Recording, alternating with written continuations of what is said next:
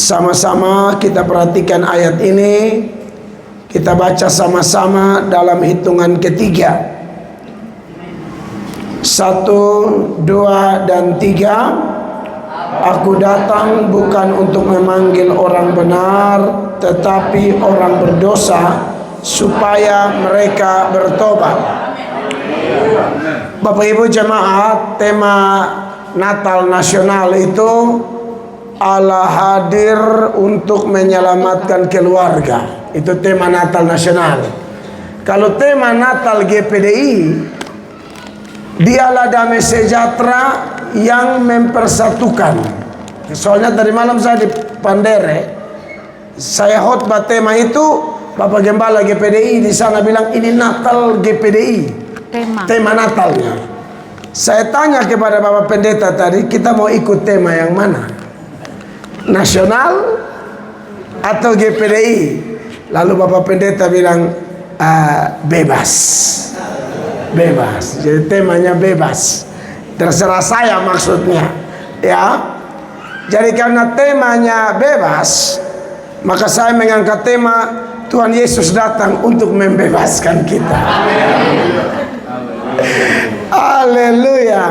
Dan puji Tuhan, berdasarkan Lukas 5 ayat 32, saya akan menyampaikan firman ini bagian per bagian dalam ayat ini saja, dan saya harap kita mendapatkan pelajaran-pelajaran berharga dari firman Tuhan. Alkitab berkata, iman timbul dari pendengaran, dan pendengaran akan firman Kristus. Seturut Roma 10 ayat 17. Dengar dengan sungguh-sungguh, iman timbul. Apatah lagi punya kemauan yang sungguh untuk mentaati firman itu, maka saya percaya pertumbuhannya akan menjadi berlipat kali ganda. Amin. Kekasih Allah. Amen. Karena bagaimanapun kita sepakat, iman tanpa perbuatan itu mati. Iman tapi tidak ada aksi itu sama dengan bukan iman. Maka dari itu, Bapak Ibu jemaat yang diberkati oleh Tuhan, dan juga saya bersyukur ada di tengah-tengah hamba Tuhan dari berbagai gereja atau beberapa gereja. Tadi isi pujian, saya merasa bahwa ada satu motivasi buat kami juga. Semua orang ini sudah dipatok oleh Tuhan wilayah pelayanannya, ya. Dan khusus hamba-hamba Tuhan yang ditempatkan di desa-desa seperti Mekarsari, buat saya ini luar biasa. Belum tentu hamba-hamba Tuhan yang katanya mega church, gereja-gereja yang raksasa, bisa tahan di sini 1 bulan, belum tentu. Sulit loh. Iya toh? Sudah biasa semua lengkap, ini lengkap, itu lengkap. Lalu coba kasih mereka training barang 1 bulan deh. Saya yakin itu sudah banyak sekali batingkanya. Saya percaya itu. Makanya waktu melihat Bapak Ibu pendeta-pendeta luar biasa yang meresponi panggilan dengan begitu penuh ucapan syukur dan rela menabur di wilayah pelayanan yang Allah patok bagi Anda, itu keren, itu luar biasa. Amen. Percayalah Bapak Ibu bahwa Tuhan yang kita sembah itu adalah Tuhan yang tidak tertarik dengan jumlah. Yes. Tidak ada nanti di hari penghakiman Tuhan puji-puji gereja atau pendeta yang jemaatnya puluhan ribu, lalu datang Tuhan bilang begini, wah banyak sekali jemaatmu, wah besar sekali sinodemu. Nggak ada tuh. Saudara baca di Matius pasal 25 tentang hamba-hamba yang terima talenta. Ada yang dapat 5, ada yang dapat 4, ada yang dapat 5 jadi 10, 2 jadi 4, yang 1 dia kubur. Khusus yang mendapatkan 5 jadi 10, 2 jadi 4, ternyata Bapak Ibu itu pujiannya sama persis. dan tidak ada hubungan dengan angka. Yang ada ialah baik sekali perbuatanmu. Amin. Hamba yang setia. Amin. Mari masuk dan turut dalam kebahagiaan Tuhanmu. Tidak ada pujian. Banyak sekali pengikutmu di YouTube. Nggak ada tuh. Nggak ada. Sekarang orang boleh bangga-bangga, pengikutku sekian, ya, di YouTube sekian, di Facebook sekian, di TikTok sekian, di Instagram sekian. Aku sudah data jumlah jemaat. Kalau Anda semua atau kita atau termasuk saya melakukan itu dalam tuntunan Roh Kudus, dan sudah pasti kalau tuntunan Roh Kudus tidak ada upaya menonjolkan diri, tidak ada upaya menjadikan diri seolah-olah seorang tuan atau nyonya. Karena Allah tidak panggil kita jadi tuan dan nyonya. Allah panggil kita jadi hamba. Amin. Amin. Amin. Maka hormat diberi buat semua hamba-hamba Tuhan di desa ini. Tetaplah semangat, tetap bersatu, tetap saling menopang, tetap maju untuk kepentingan Tuhan. Amin. Bahkan saya harus jujur, kalau saya jadi bapak-bapak mungkin saya tidak tahan. Makanya Tuhan sudah tahu, ya Tuhan atur saya nih keliling-keliling saja, jangan tinggal. Saya yakin Tuhan sudah tahu. Semua orang itu Tuhan sudah ukur kapasitasnya, dia lebih cocok di mana. Makanya saya kalau lihat pergumulan orang atau konteks kami hamba Tuhan, lihat pelayanan orang, saya coba tarik diri saya masuk ke wilayah orang itu. Baru saya mulai ukur, saya uji. Waduh, kayaknya saya tidak sesanggup Bapak Gembala yang ini, atau Ibu Gembala yang ini, atau hamba Tuhan yang ini, dan seterusnya. Jadi buat saya dapat kesempatan dari Tuhan hadir di daerah ini saja, ini sudah semacam kena cas. Jadi kita timbal balik ini. Saya datang khotbah, kiranya Tuhan pakai khotbah ini beri semangat teman-teman semua. Tapi semangatnya Bapak Ibu dalam memuji, menyembah, menyambut kami sebagai kawan-kawan sekerja di ladang Tuhan, itu juga memberi semacam cas buat saya. Karena setelah pulang dari sini ada sejumlah tugas lagi, jadi harus tambah semangat. Besi menajamkan besi, orang menajamkan sesamanya. Maka saya sangat bersyukur ada di gereja Tuhan di tempat ini. Nah, Bapak Ibu, di bawah tema Yesus datang untuk membebaskan, berdasarkan Lukas 5 ayat 32 ini, kita tahu bahwa latar belakang ayat ini saat Tuhan panggil Matius, Lewi, tapi cerita ini versi Lukas. Waktu Tuhan panggil Matius atau Lewi itu memang sesuatu yang tidak pernah disangka-sangka oleh Lewi sendiri, oleh Matius sendiri. Tapi Tuhan hanya memanggil. Sisanya adalah keputusan daripada Lewi sendiri. Tapi kalau kita belajar Alkitab secara menyeluruh, secara komprehensif, kita tahu bahwa seseorang bisa bertobat, seseorang bisa ambil keputusan, itu karena anugerah Tuhan semata-mata. Amin. Tapi dari sudut pandang manusia, memang Lewi buat keputusan luar biasa. Ini pegawai bea cukai atau mungkin seperti kantor pajak lah. Ini bukan tempat basah lagi, ini tempat barendam ini air ini, tempat duit ini. Sulit loh, orang tinggalkan segala fasilitas mewah, sudah ada pangkat, kedudukan, gaji bulanan yang begitu cukup, akan lebih dari cukup, hanya mau ikut seseorang yang bilang serigala punya liang, burung punya sarang, saya tidak ada tempat meletakkan kepala. Bahkan almarhum pendeta Yakob Nahuai, dia pernah bilang begini, saudara boleh cek di Israel, tidak ada sepotong atau sebidang tanah pun yang sertifikatnya atas nama Yesus Kristus. Memang dia nggak punya tanah. Ini orang yang sudah duduk di tempat basah, di tempat berduit, di tempat banyak doi, dapat panggil dari orang yang tanah sepotong pun tidak ada, bapak tukang kayu, mama miskin melarat, apalagi dari Nazaret. Ini kampung yang di blacklist tempo itu. Waktu itu kalau ngomong Nazaret, orang tidak percaya. Emang ada yang baik dari Nazaret? Nazaret itu kampung preman, kampung penyamun, kampung orang-orang jahat. Tapi itulah Tuhan kita ya. Bahkan dari lumpur pun Tuhan bisa kasih muncul emas. Amin. Inilah Allah yang kita sembah, suka-suka Dia. Amin. Maka dari itu, Bapak Ibu yang diberkati oleh Tuhan Yesus, pengalaman pertobatan Matius ini, aduh keren banget. Dan ada penafsir yang mengatakan, waktu itu respon Matius adalah respon langsung, respon segera, tidak ada penundaan. Dia langsung tinggalkan segala sesuatu.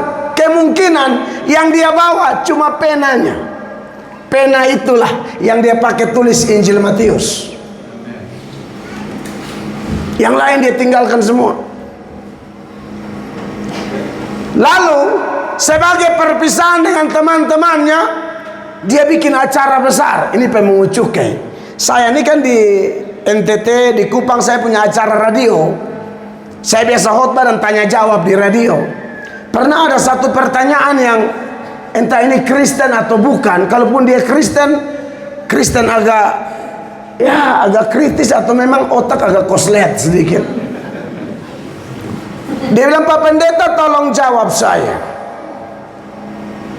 Tuhan Yesus itu kan makan di rumah Sakeus, makan di rumah Matius.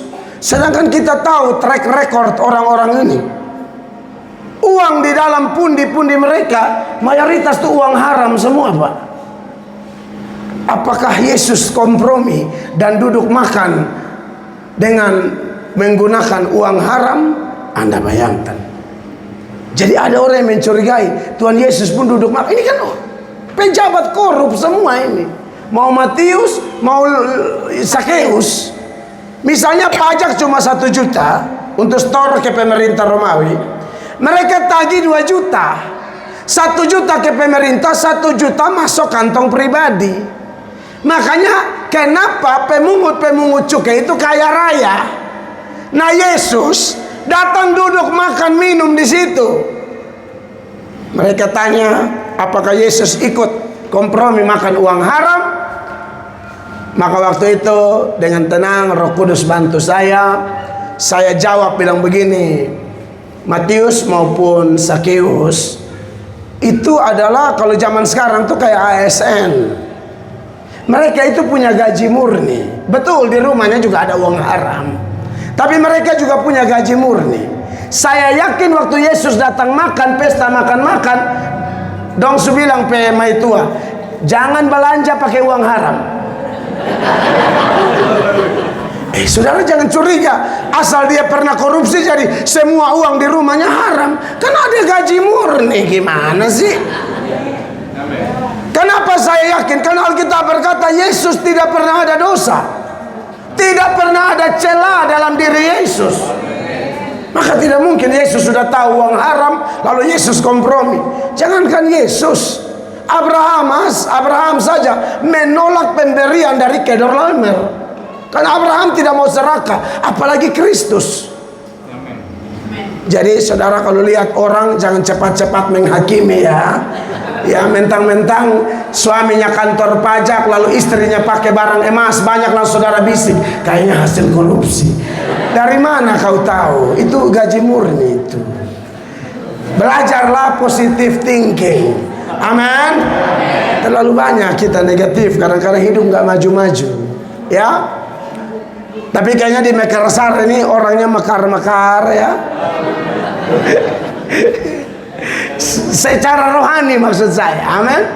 Nah, lalu pada waktu Yesus duduk makan-makan itulah mulai ada mulut-mulut ya, orang-orang sombong rohani, orang-orang yang merasa diri paling layak ada di rumah Tuhan, paling layak menghampiri hadirat Allah, paling layak ya ada dalam sebuah liturgi ibadah.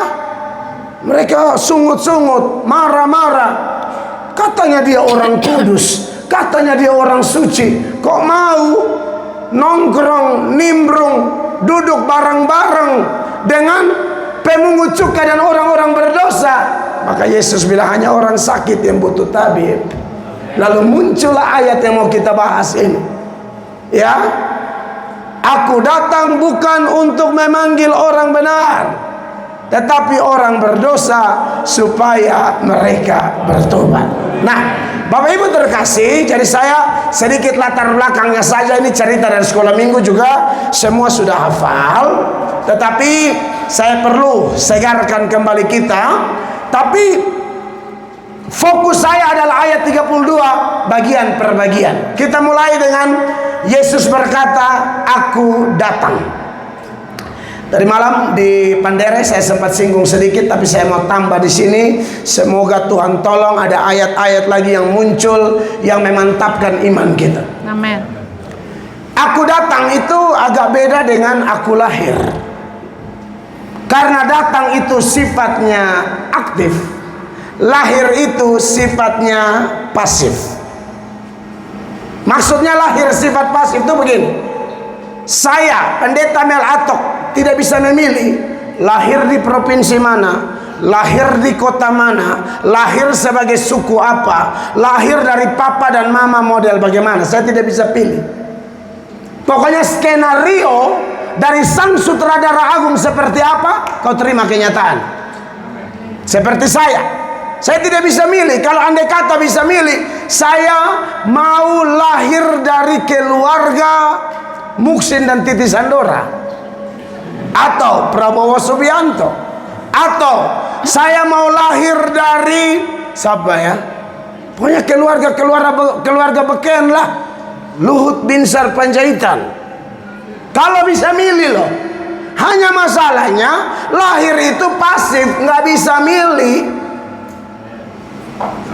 Saudara mau lahir sebagai orang Poso, haleluya. Mau lahir sebagai orang Tentena, haleluya. Mau lahir di Mekarsari, dahsyat. Mau lahir di Palu, di Sigi, mau lahir di mana terserah Tuhan. Nggak bisa milih. Tapi datang itu beda, Bapak Ibu. Yesus itu bicara inkarnasinya, dia lebih banyak pakai kata datang daripada kata lahir. Pernah dia pakai kata lahir, tapi langsung disusul dengan kata datang. Itu ada ketika dia menjawab Pilatus di dalam Yohanes pasal 18 ayat 37. Nanti istri saya bantu baca Yohanes 18 ayat 37. Perhatikan ya Bapak Ibu terkasih ya. Maka kata Pilatus kepadanya, jadi engkau adalah raja? Jawab Yesus, engkau mengatakan bahwa aku adalah raja. Terus, untuk itulah aku lahir dan untuk itulah aku datang ke dalam dunia ini. untuk itulah aku lahir, untuk itulah aku datang. Jadi Yesus itu datang. Ini bicara tentang apa? Memang dia berpindah dari surga ke bumi. Kalau Allah itu, ya, kalau bicara Allah dan kita ini makhluk kekal karena diciptakan oleh Allah yang kekal, Bapak Ibu. Tapi kekalnya kita beda dengan kekalnya Allah. Bedanya apa? Begini Bapak Ibu. Kekalnya Allah itu tak berawal dan tak berakhir. Itu Allah. Kalau kita berawal dan tak berakhir kita. Oh iya, kan ada dua tempat, surga dan neraka, itu nggak ada akhir. Tapi awal ada. Kapan? Sejak kita dibentuk di dalam rahim ibu kita. Kalau lolos, syukur, karena ada juga yang keguguran. Itu awal kita. Jadi kita hitung bersihnya sejak lahirlah. Saya lahir 15 Januari 1981. Kata mama saya jam 4 pagi. Ya, di rumah sakit atau rumah sakit, dia usaha rumah sakit, dan puji Tuhan lolos. Beratnya hampir 4 kilo atau 4 kilo lebih, saya lupa. Begitu.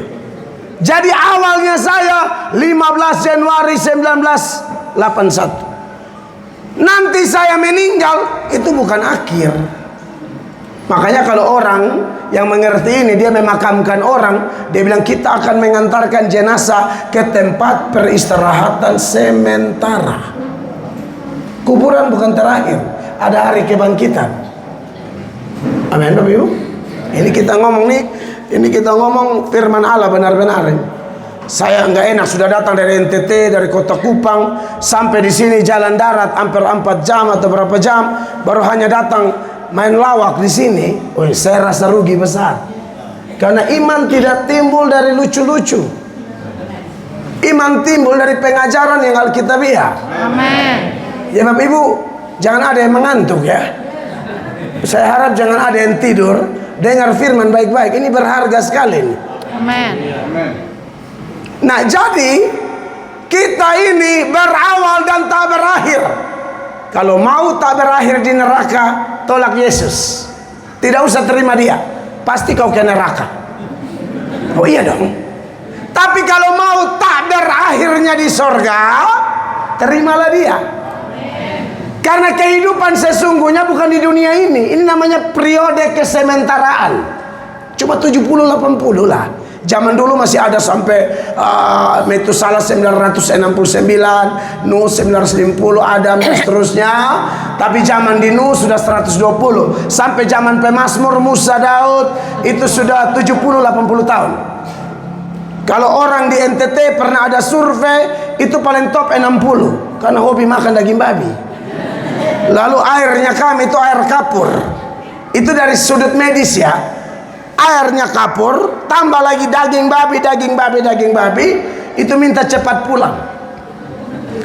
Tapi kehidupan kita yang sebenarnya itu adalah apa Bapak Ibu? Setelah kematian. Itu namanya periode kekekalan. Saya berharap kita di ruangan ini yang ikut merayakan Natal di ruangan ini atau di samping, kita nanti dalam periode kekekalan kita jumpa di sorga. Amin. Orang di sorga di neraka itu saling kenal semua.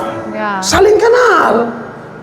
Itu kayak sedang dibakar, disiksa, dia tahu Lazarus di pangkuan Abraham. Kita baku kenal. Jadi tolong tanda semua warga yang di sini. Iya, kita saling baku tahu loh. Maka dari itu Bapak Ibu jemaat yang diberkati oleh Tuhan Yesus Kristus, kita bersyukur menyembah Yesus Kristus. Ada orang-orang yang fitnah kita, tuduh kita, oh Kristen itu agama buatan Paulus. Kristen itu adalah agama yang mengangkat manusia jadi Tuhan. Mana ada? Tidak ada manusia jadi Tuhan di dalam Kristen. Yang ada Tuhan jadi manusia.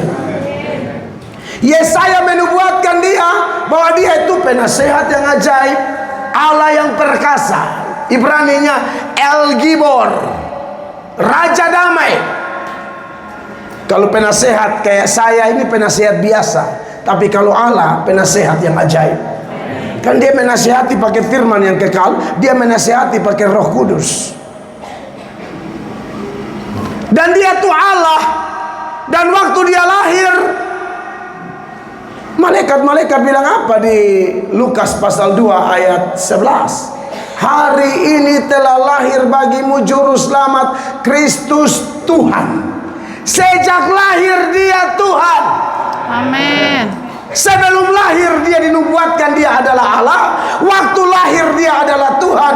Maka tidak ada namanya Kristen angkat manusia jadi Tuhan. Yang ada Tuhan jadi manusia. Amin Bapak Ibu terkasih.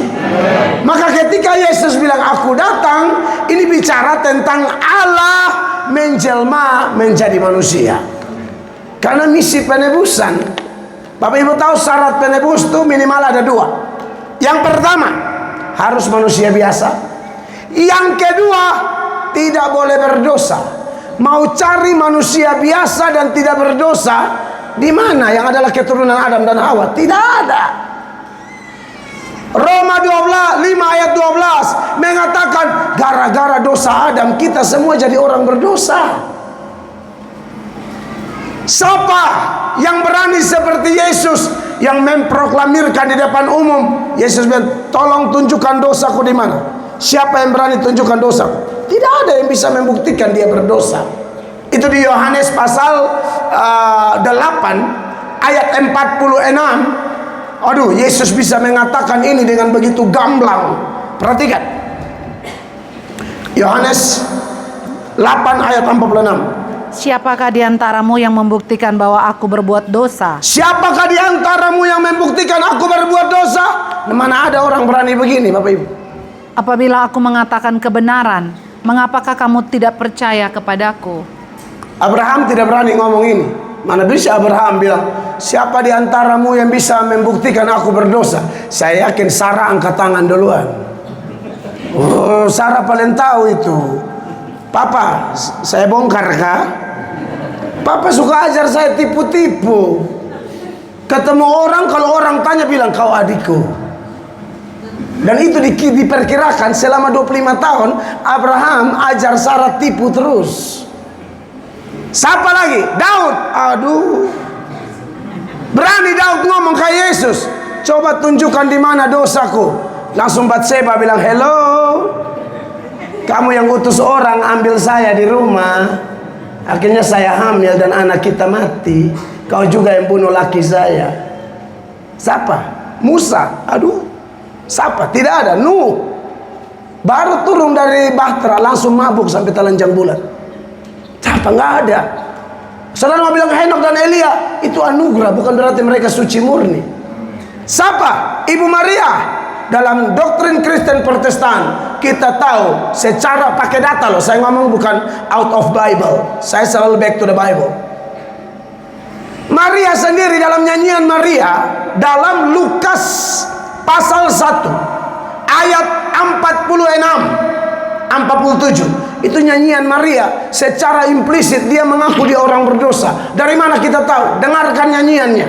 Lalu kata Maria, jiwaku memuliakan Tuhan, dan hatiku bergembira karena Allah juru selamatku. Hatiku bergembira karena Allah juru selamatku.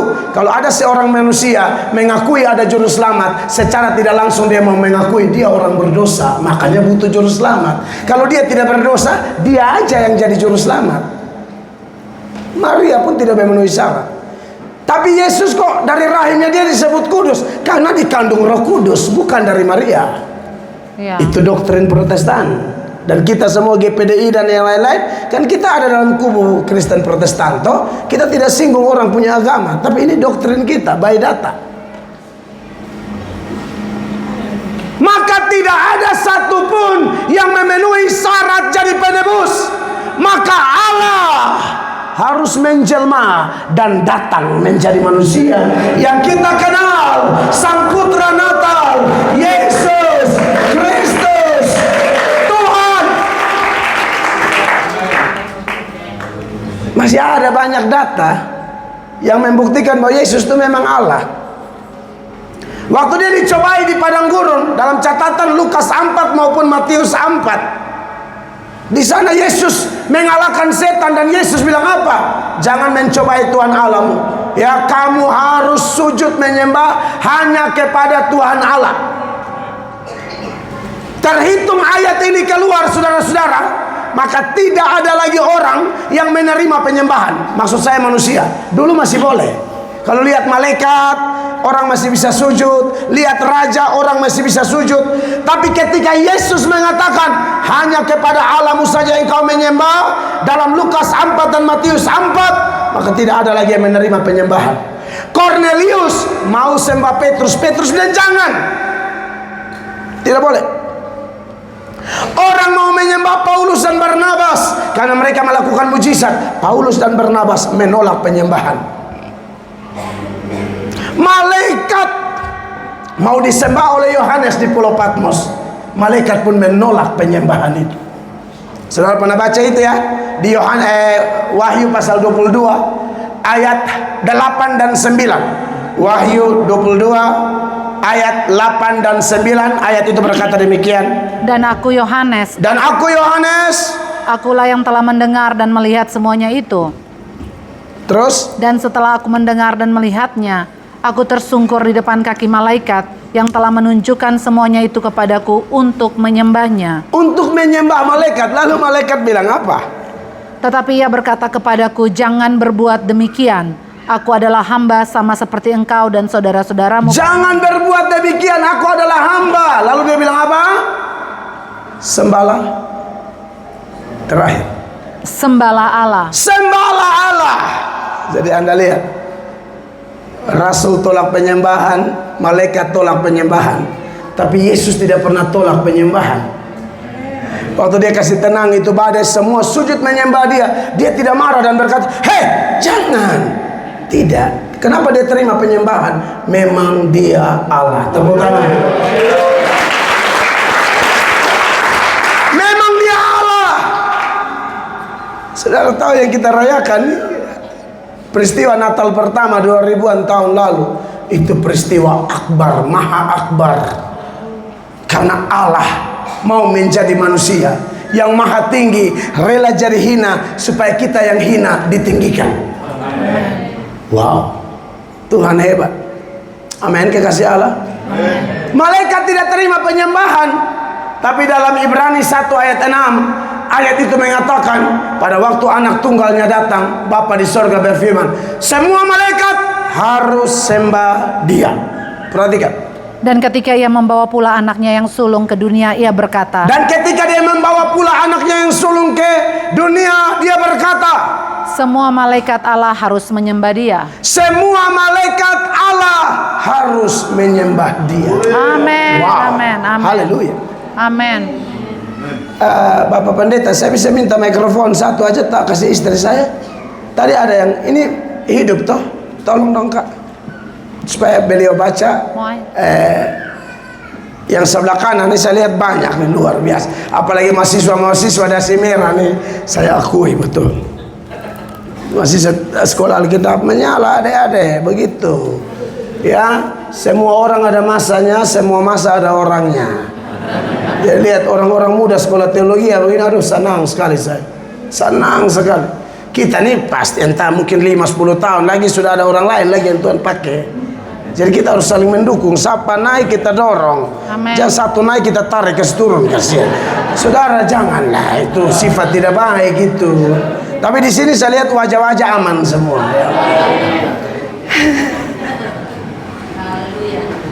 Jadi Bapak Ibu jemaat yang diberkati oleh Tuhan Yesus. Jadi kalau bicara tentang aku datang, aduh ini luar biasa. Saya khotbah di mana-mana, saya bilang bagi Anda yang menolak Yesus Allah, yaitu derita lu. Nggak ada urusan. Kau tidak mengakui Yesus Allah, tapi Allah Bapa mengakui anaknya itu Allah. Coba maju ke ayat 8 Ibu. Dari yang tadi itu Ibrani 1 ayat 6, lalu ayat 8-nya dia bilang apa? Kasih hidup mic-nya, cek. Ah, ini dia bagus. Tetapi tentang anak ia berkata. Tetapi tentang anak ia berkata. Bapak ngomong tentang anak bilang begini. Tahtamu ya Allah. Bapak bilang anaknya, tahtamu ya Allah.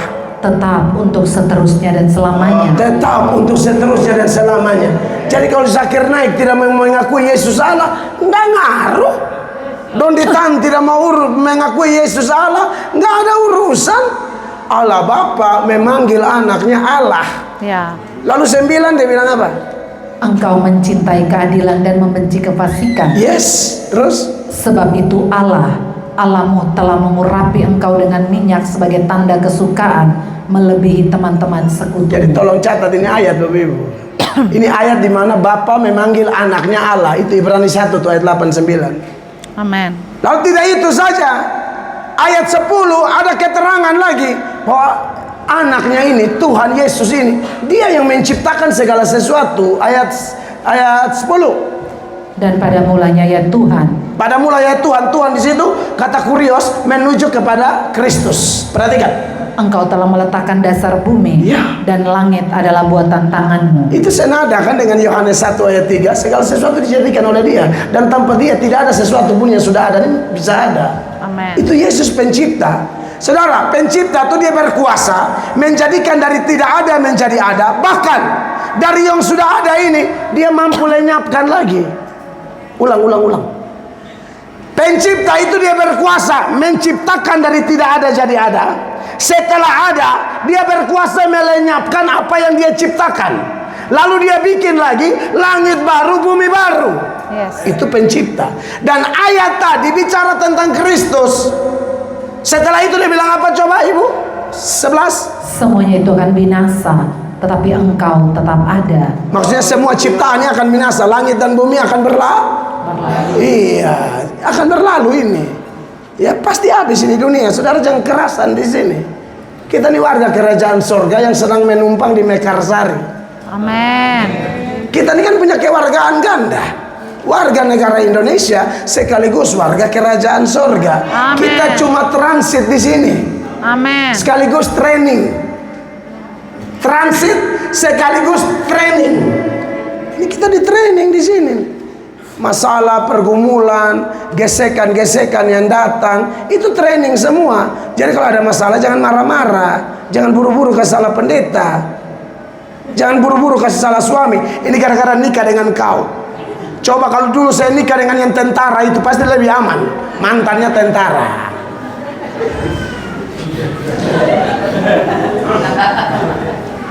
Tentara pakai seragam, pendeta pakai dasi. Dia bilang, wah dasi ini kelihatan lebih keren. Tapi setelah nikah, dasi ini ternyata kepala angin juga. Karena ada pendeta-pendeta tertentu memang otaknya juga hanya Tuhan yang tahu. Tapi semoga ada kesempatan dari Tuhan supaya sembuh. Iya, karena ada pendeta-pendeta nakal juga. Saya ini dari nakal berjadi pendeta. Ada yang jadi pendeta baru nakal. Aneh. Nah, saudara-saudara, jadi dia bilang semua ini saya lenyapkan. Terus lanjut sampai 12. Seperti juga akan engkau gulungkan mereka, dan seperti persalinan mereka akan diubah, tetapi engkau tetap sama dan tahun-tahunmu tidak berkesudahan. Itulah Tuhan Yesus kita. Jadi ketika dia bilang datang, aduh, semua ayat yang berkaitan dengan datang. Aku datang supaya kamu memperoleh hidup dan hidup dalam kelimpahan. Amin. Aku datang untuk memberitakan Injil. Aku datang bukan untuk dilayani, melainkan untuk melayani. Termasuk ayat yang kita bahas. Aku datang bukan untuk memanggil orang benar, tetapi orang berdosa. Nah, saudara-saudara yang diberkati oleh Tuhan Yesus Kristus, jadi iman kita jangan goncang lagi ya. Tuhan yang kita sembah hanya itu sudah, satu-satunya penguasa dunia akhirat, satu-satunya jalan ke sorga. Petrus di depan orang-orang yang tidak seiman dengan dia dalam kuasa Roh Kudus, Petrus berkata apa? Di bawah kolong langit ini tidak ada nama lain yang olehnya orang beroleh selamat kecuali nama Yesus Kristus Tuhan. Jangan bilang pendeta mirip Petrus dianggap pendeta arogan. Jangan. Itu bukan arogan, itu dampak dipenuhi Roh Kudus. Bukan arogan. Ah, iya, tapi pendeta begitu tidak bisa toleransi. Kita punya agama ini diajar toleransi. Toleransi dalam hal apa? Sosial. Titik. Ada orang beda agama susah, kita yang bantu. Toleransi sosial, bukan toleransi iman. Iman kita tidak bisa ditoleransi. Yesuslah jalan dan kebenaran dan hidup. Tidak ada orang bisa datang kepada Bapa kalau tidak melalui aku. Amin. Jadi anak-anak muda yang belum nikah, kau jangan toleransi sampai kebablasan, sampai pacaran beda agama. Yes. Iya, tapi lagu Ambon bilang cinta beda agama. Iman kita tidak ditentukan oleh lagu Ambon. Iman kita ini firman Allah.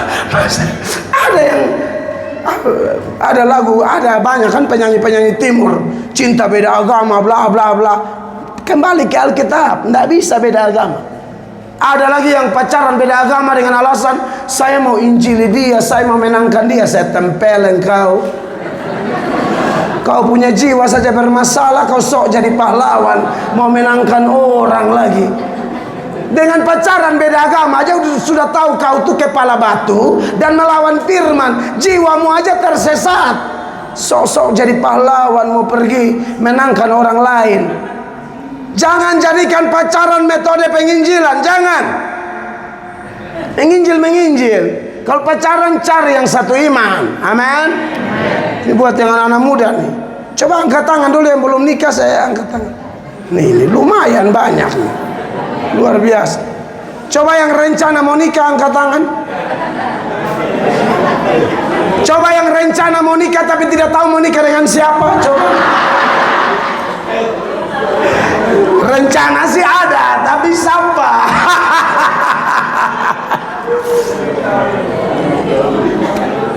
Bolehlah bikin planning toh, letakkan di kaki Tuhan. Hamba sudah ada rencana Tuhan, tapi Anda tidak tahu mau menuju mana. Nah, gampang lah. Rajin-rajin kunjungi gereja lain. Haleluya. Oh iya, intinya harus cari yang satu iman. Anak-anak muda, ini saya ngomong betul ini. Itu tidak bisa ditoleransi. 2 Korintus pasal 6 ayat 14 itu eksplisit sekali. Kau jangan sok jadi pahlawan bila mau menangkan jiwa. Kalau kau mau menangkan jiwa, lebih baik kau sekolah Alkitab, supaya kau dibekali di sana dan kau pergi menginjil sungguh-sungguh. Jangan kau pergi kuts-kuts hotahe baru kau bilang mau menginjil. Tolong baca dulu 2 Korintus 6 ayat 14. Janganlah kamu merupakan pasangan yang tidak seimbang dengan orang-orang yang tak percaya. Iya, janganlah kamu menjadi pasangan yang tidak seimbang dengan orang tak percaya. Itu rumus loh. Itu nggak bisa ditoleransi, itu rumus. Terus? Sebab persamaan apakah terdapat antara kebenaran dan kedurhakaan? Atau bagaimana keterang dapat bersatu dengan gelap? Terang tidak bersatu dengan gelap. Jadi kau yang mau pacaran beda agama, kau paksa Tuhan dan setan jadi besan. Kurang ajar itu. Lu paksa sekali kok. Kau tidak bisa atur besan yang lain kok. Ibarat kalau di pelaminan itu Tuhan di sebelah situ, setan di sebelah situ. Kurang ajar. Jangan ya anak-anak muda ya. Ini hadiah Natal lah. Jangan juga mau kebelet kawin sambar sana sambar sini. Tahan sedikit. Iya. Ada juga yang sudah kebelet kawin mulai sembarang. Laki orang pun dia jangan karena satu agama jadi Pak satu agama tapi suami orang. Ya tidak boleh juga dong. Ada yang suka WA suami orang jam 2 pagi. Saya rindu ompe kumis. Gitu kan. Lu pikir itu kumis pagar kecamatan kah? Aneh-aneh. Kan ada yang suka aneh, rajin pelayanan tapi baperan, suka baper. Iya baperan, kebawa perasaan. Mentang-mentang dia singer lalu pemusik bilang suara kamu bagus deh. Orang gila, dengar. Kau tidak bisa tahan kakak itu. Kakak itu motivasi kau. Bukan kau kayak ikan lele kena minyak. Baru dapat puji sedikit dia so beronta-ronta.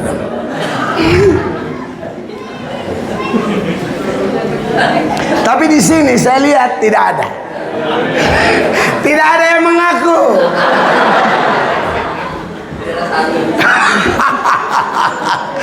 Aduh, haleluya, Mekarsari. Mujizat. Saya tidak pernah berpikir ini, apa yang tidak pernah timbul di hati saya. Tidak pernah timbul di pikiran. Kok saya bisa muncul di sini Mekarsari ini? Tapi sudahlah, Tuhan baik. Amin.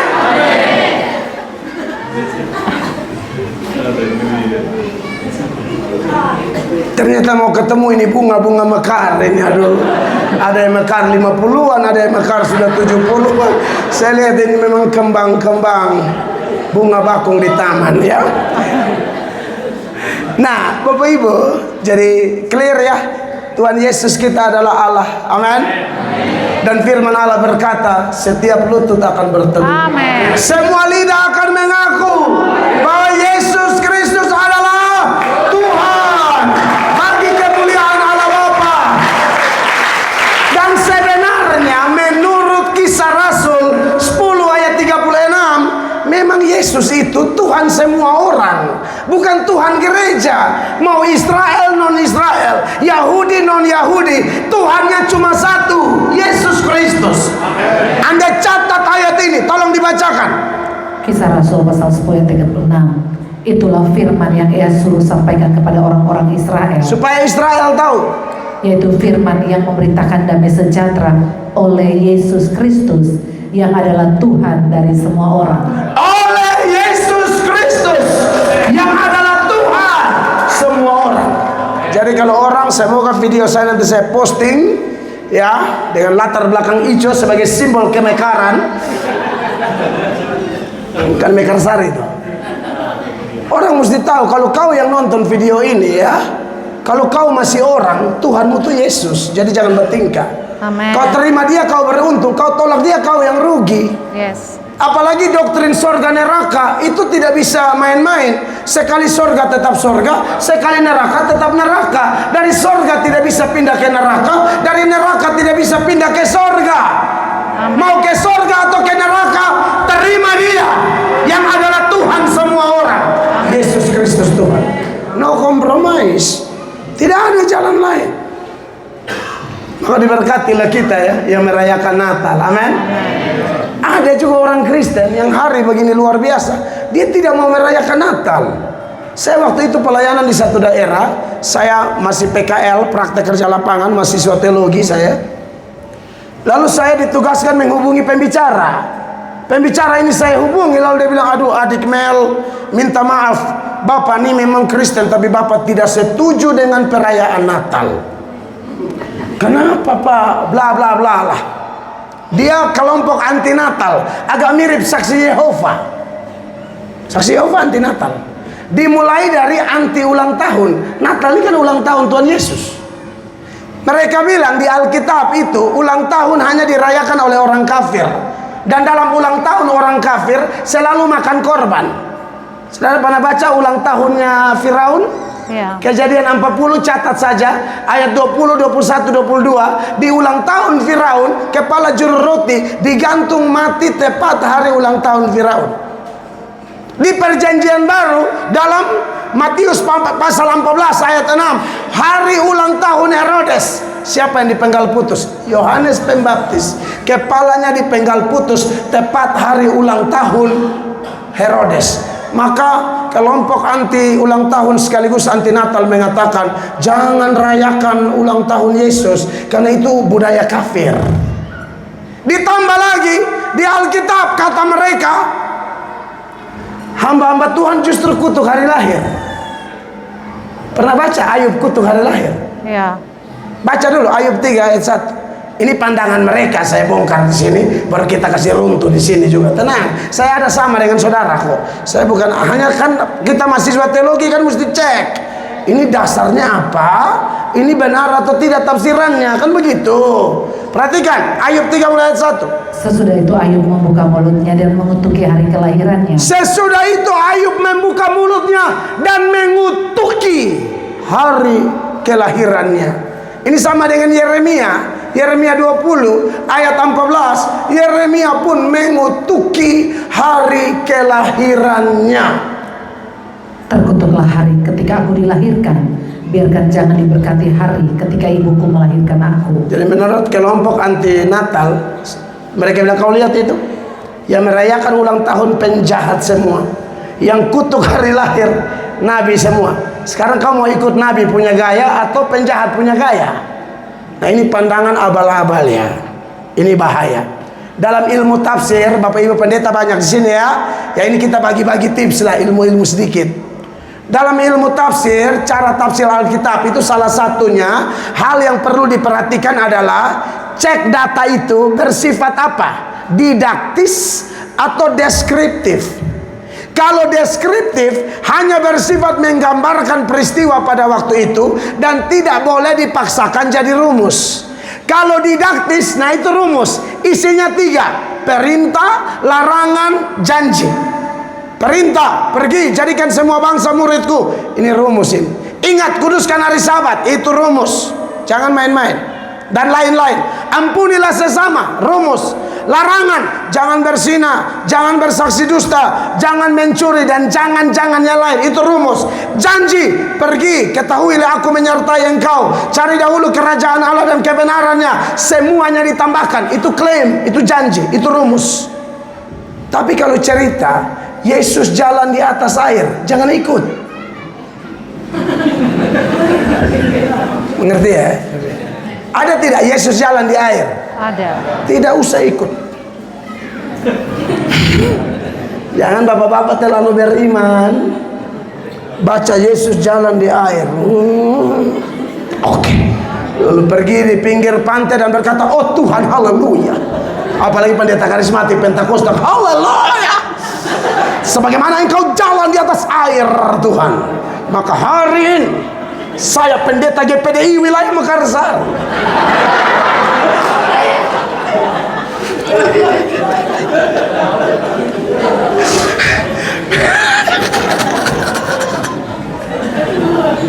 memutuskan hamba akan jalan di atas air.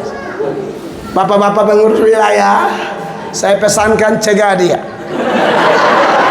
Bulan Desember nih buaya banyak yang liar, ikan hiu juga banyak. Mereka pikir hadiah Natal, baku rampas. Ceberei. Yesus jalan di atas air itu cerita, bukan perintah. Kecuali Tuhan bilang begini, setelah jalan di atas air, dia tambah kalimat, anak-anakku, sebagaimana aku jalan di atas air, kalian ikut saja. Itu jalan. Saya sudah cek, itu tambahan. Tambahannya tidak ada. Yang nyong dari Papua, jalan dari air menuju. Tidak boleh itu. Iya kan? Tuhan Yesus tidak nikah. Betul, jomblo-jomblo. Tapi itu bukan rumus kau tidak nikah. Gadis-gadis yang belum nikah, Yesus tidak nikah, bukan kau juga ikut-ikutan tiru. Kecuali kau memang dipanggil khusus, karunia istimewa, karunia selibat. Nah itu boleh. Jangan gak ada hujan, gak ada angin, ada cowok sudah satu iman, WA kau balas sebagaimana Tuhanku jomblo. Maka aku memutuskan, sekali Yesus tetap Yesus, aku akan sendiri mulai dari sekarang sampai masuk lubang kubur. Aku tidak mau jatuh cinta. Siapa yang ajarku? Yesus puasa 40 hari 40 malam. Di Alkitab kita semua kan puasa biasa. Di gereja saya puasa terus. Itu Alkitabiah 40 hari itu khusus. Cuma Yesus, Elia, Musa. Kecuali Anda memang dengan dorongan roh yang kuat, boleh. Tapi itu pun tidak boleh dipaksakan jadi rumus. Jangan gembala berdiri di mimbar, Bapak Ibu jemaat, sebagaimana Tuhan Yesus puasa 40 hari, maka kita semua mulai hari ini sampai 40 hari ke depan, jangan makan, jangan minum, termasuk setelah Natal, mau ubi ungu, mau ubi apa, jangan coba-coba. Nanti kita lihat hari ke-10 kita mati berjemaah. Yang mati dahulu ketua wilayah.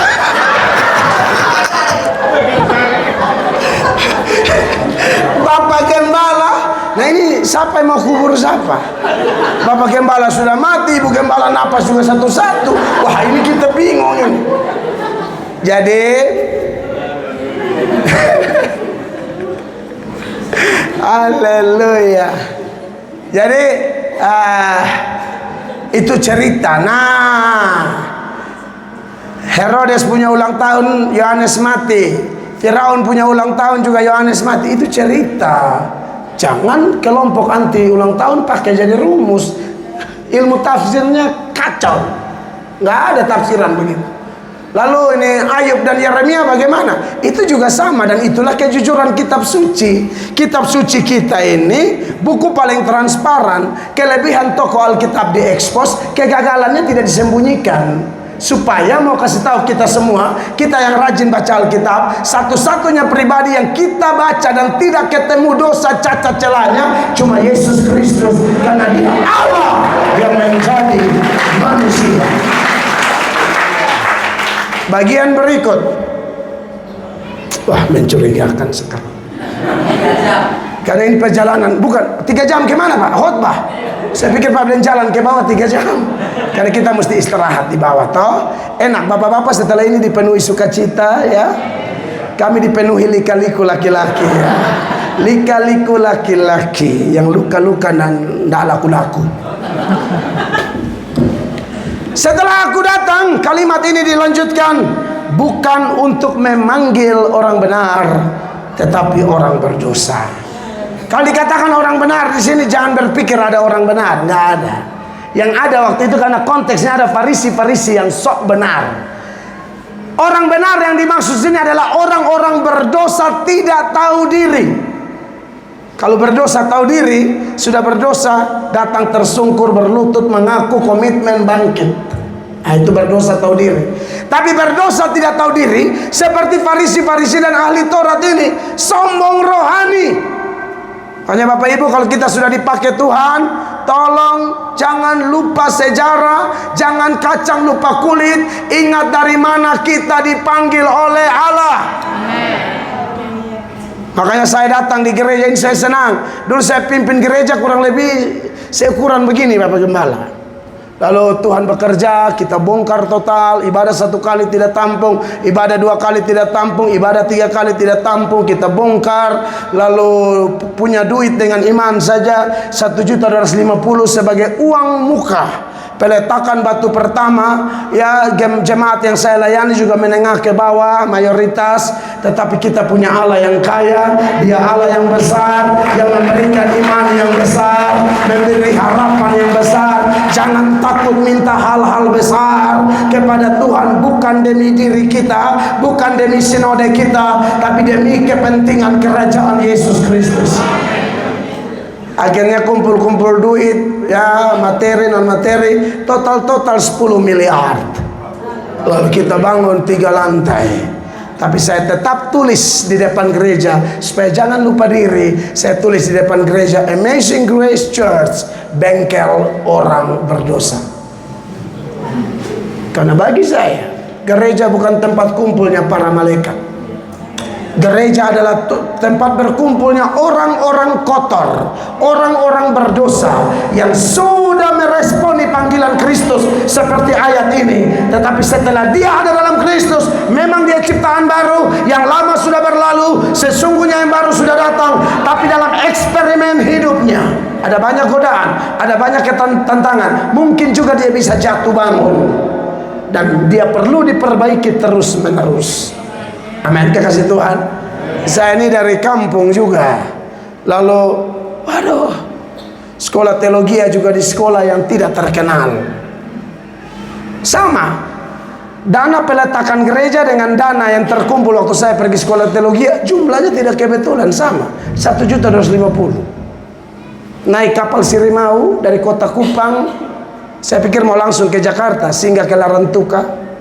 Dari Larantuka singgah ke Ujung Pandang. Dari Ujung Pandang turun ke Semarang. Dari Semarang naik ke Sumatera sana. Dari Sumatera turun ke Surabaya. Dari Surabaya naik ke Kalimantan. Saya korek teman-teman saya mau sekolah teologi. Kita ini mau sekolah pendeta atau jadi pelaut? Kita keliling hampir seluruh perairan negara kesatuan Republik Indonesia sambil lihat lumba-lumba keluar. Sampai mereka bilang, Pak, itu lumba-lumba. Bukan masalah lumba-lumba, ini target kita apa? Hampir 1 minggu baru masuk Jakarta. Sudah begitu sekolah teologi 1 semester, pemilik sekolah umumkan, anak-anak dengan sedih, Bapak harus bilang sekolah ini ditutup karena kita bangkrut. Darah Yesus berbuat. Ini mau menuju mana ini? Orang tua sudah miskin melarat di NTT sana lagi. Tapi kita punya Yesus yang hebat. Amin. Kalau dia sudah panggil kita dari gelap menuju terang yang ajaib, dia bertanggung jawab. Kalau dia sudah memulai, dia akan meneruskan sampai seluruh skenario-nya, seluruh rencananya tergenapi sempurna. Jadi kalian 3 yang menyanyi tadi tuh, Trio Libers, apa nama tadi? Ambasador. Ambasador. Jangan mundur lagi. Khususnya yang berdiri di balik bunga tadi. Siapa namamu yang tadi kau di balik bunga? Yang di tengah yang mana? Tadi saya usahakan lihat kau, tapi kau dibalikin, tapi tidak apa-apa. Tuhan tanda kau. Tadi saya coba angka-angka, ini anak coba dia bisa geser, ya. Kau Tapi sudah, ini posisi terbaik. Kalau dalam ketertunggalan ini anak, Bapa, Anak, Roh Kudus. Nah,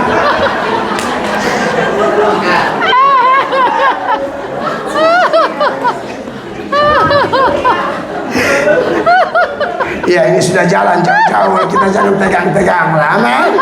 Supaya Mekarsari lebih nyata, amin. Pulang kita mekar semua. Ya tidak ada orang benar, yang ada itu orang berdosa. Dan saya berharap kita semua ini orang berdosa yang tahu diri, amin. Datang pada Yesus. Kalau andai kata selama 11 bulan ini ya, ini hari baru tanggal 2 ya, 11 bulan 2 hari, kalau andai kata ada kita yang jatuh bangkit. Saya percaya, karena tuh ayat akhir semua terakhir, supaya mereka bertobat. Bertobat itu ada 2. Ada yang terjadi sekali seumur hidup, yaitu saat orang menerima Yesus cukup 1 kali. Tapi ada bertobat yang terjadi terus menerus, dari kata metanoia itu, terus menerus seumur hidup. Itu bertobat dari apa? Karakter, sifat kita. Saya tidak bicara sebagai malaikat di sini. Tapi percaya, pasti ada omongan kita yang mungkin salah sama pasangan kita. Ya, ada istri-istri yang dia mungkin terlalu banyak baca Alkitab sampai lupa. Itu ayat bilang, kau istri tunduk pada suami.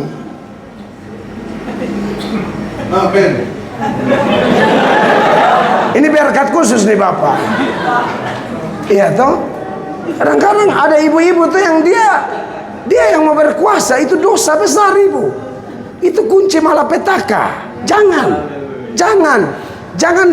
model apapun suamimu, tunduk pada dia. Jangan. Ya, mungkin di 11 bulan lebih ini ada istri-istri yang kepala batu. Ini Tuhan sayang Anda nih ibu. Benar beta omong nih. Bapak-bapak menatap saya sampai ada yang meneteskan air mata.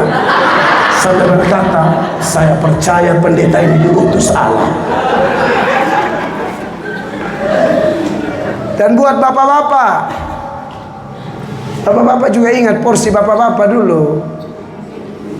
Suami istri itu replika Kristus dan jemaat. Kristus, jemaat itu, istri itu replika jemaat, jadi dia tunduk. Tapi suami itu replika Kristus. Amin. Berkorban habis-habisan, beri yang terbaik. Amin. Ada yang bilang happy wife, happy life. Maksudnya kalau mau hidup bahagia, bikin istri senang, bikin istri bahagia, jangan pelit sama istri. Amin. Ibu-ibu menatap saya dan berkata, saya semakin yakin Bapak ini memang diutus Allah. Oh iya dong. Ada suami yang kalau dia pergi ke luar daerah, pulang belanja, baju dia semua, istri punya baju tidak ada. Suami model apa ini? Ini kayak kepiting apong. Tahu rumah makan apong? Crab. Crab itu pelit. Tapi di sini tidak ada. Ya? Iya, pokoknya bikin bahagia istri lah.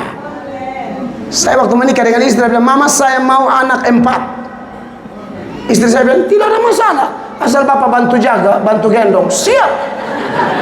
Oh, saya sibuk juga loh jadwal khotbah. Istri PNS. Sekarang beliau karena panggilan Tuhan, dia tinggalkan PNS-nya, berhenti.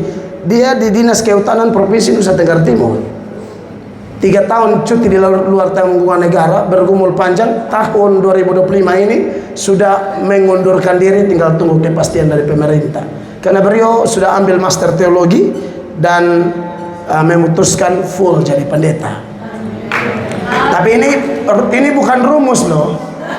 Takut saya pulang dari sini PNS semua jadi pendeta GPDI. Jangan. Tetaplah jadi, ini kan istri saya saja. Yang baru lulus P3K baju hijau, tak usah lah. Tinggalkan, tetap saja di situ. Kan beda-beda toh. Karena saya ini jujur, saya tidak bisa jalan sendiri, Bapak Ibu. Aduh, saya tidak bisa. Enak Bapak Ibu kalau saya jalan sendiri, Bapak Ibu pulang peluk suami, peluk istri, saya peluk bantol peluk, cakar sampai pagi. Ya, saya bersyukur istri saya buat keputusan Dan waktu ada anak, dia pergi kantor waktu masih PNS, saya yang kasih makan anak, kasih mandi anak-anak, BAB saya cebok. Gak apa-apa. Jemaat lihat dengan mata kepala sendiri. Bapak Gembala bukan hanya menang hafal ayat, bukan hanya menang jadi singa di mimbar. Bapak Gembala bantu mama. Begitu. Dan saya tidak tahu di mana letak kejatuhan kita, pokoknya bertobat. Yes. Karena Yesus datang supaya kita bebas. Amen. Amin. Saya percaya orang pilihan Allah masih bisa jatuh dalam dosa. Tapi sebagai penutup saya mau kasih tahu, bedakan antara fall in sin and live in sin. Fall in sin itu jatuh dalam dosa. Live in sin itu tinggal dalam dosa. Itu ibarat kalau fall in sin seperti kita buang ayam ke dalam kolam. Ayam itu buang ke dalam kolam, sentuh air sedikit dia keluar. Nah, itu jatuh namanya. Kalau bebek masuk kolam, aduh dia senang sekali. Jadi tanda orang tinggal dalam dosa adalah melakukan dosa dengan penuh kegirangan, suka, senang, cari lagi, ajak-ajak lagi. Itu tanda engkau tinggal dalam dosa dan sesungguhnya engkau bukan Kristen. Yesus tidak pernah hidup dalam kamu. Kamu harus bertobat. Kamu Kristen palsu tuh. Kamu bukan gandum, kamu ilalang. Tapi kalau ada kita yang pernah jatuh dan manifestasinya rasa stres, terganggu, tidak damai, saya yakin kamu Kristen asli. Karena waktu Daud jatuh dia stres, Petrus jatuh dia stres, Thomas jatuh dia stres, Abraham jatuh dia stres. Kenapa? Mereka lah contoh-contoh Kristen asli. Tidak sempurna, bisa jatuh, tapi segera bangkit dan berlari kencang. Seperti Paulus bilang, aku belum sempurna, tapi aku lari kencang. Kiranya khotbah sederhana ini memberkati. Beri tepuk tangan yang meriah bagi Tuhan. Mari kita berdiri Bapak Ibu terkasih. Tuhan Yesus baik. Haleluya. Kami bersyukur kepadamu. Mari singar-singar.